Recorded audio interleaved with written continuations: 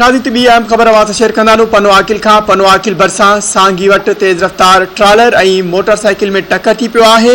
हादसे जे नतीजे में ओबाड़ो वासी इरशाद रिंद थॾे ते फ़ौत थी वियो, जॾहिं त संदसि भाणे जो सग़ीर रिंद ज़ख़्मी थी पियो आहे। ख़बर के हवाले से नाज़रीन अवां खे हिकु भेरो ॿीहर आगाह कंदासूं। या ब्रेकिंग न्यूज़ अवां सां शेयर कंदासूं। पनो आकिल भरिसां सांगी वटि तेज़ रफ़्तार ट्रालर ऐं मोटरसाइकिल में टक्कर थी पियो। हादसे के नतीजे में ओबाड़ो वासी इरशाद रिंद थॾे ते फ़ौत थी वियो, जॾहिं त संदसि भाणे जो सग़ीर रिंद ज़ख़्मी थी पियो आहे।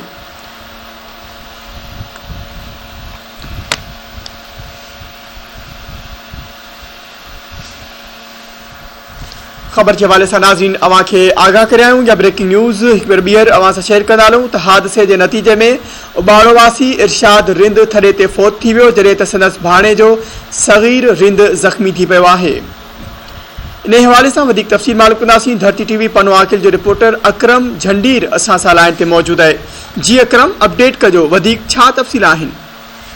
जी बिल्कुल, पनो आकिल भरिसां अफ़सोसनाक रोड हादसो पेश आयो है, जंहिंजे नतीजे में मोटरसाइकिल सवार मामो फ़ौत थी वियो आहे ऐं संदसि भाणे जो ज़ख़्मी थी पियो आहे। उन हवाले सां ॿुधायो पियो वञे त कलंदर जा ज़ाइरीन उबाड़ो वासी मामो ऐं भाणे जो मोटरसाइकिल ते सवार थी पंहिंजे शहर उबाड़ो खां सेवण शरीफ कलंदर जी ज़ियारत करण वञी रहिया हुआ त पनो आकिल लॻ तेज़ रफ़्तार ट्रालर संदन मोटरसाइकिल खे टक्कर हयो, जंहिं सबबु कलंदर ते वेंदड़ मामो इरशाद रिंद थॾे ते फ़ौत थी वियो, जॾहिं त संदसि भाणे जो सॼी रिंद ज़ख़्मी थी पियो आहे। हादसे बाद ज़ख़्मी ऐं पोती खे तालके अस्पताल पनो आकिल मुंतकिल कयो वियो आहे।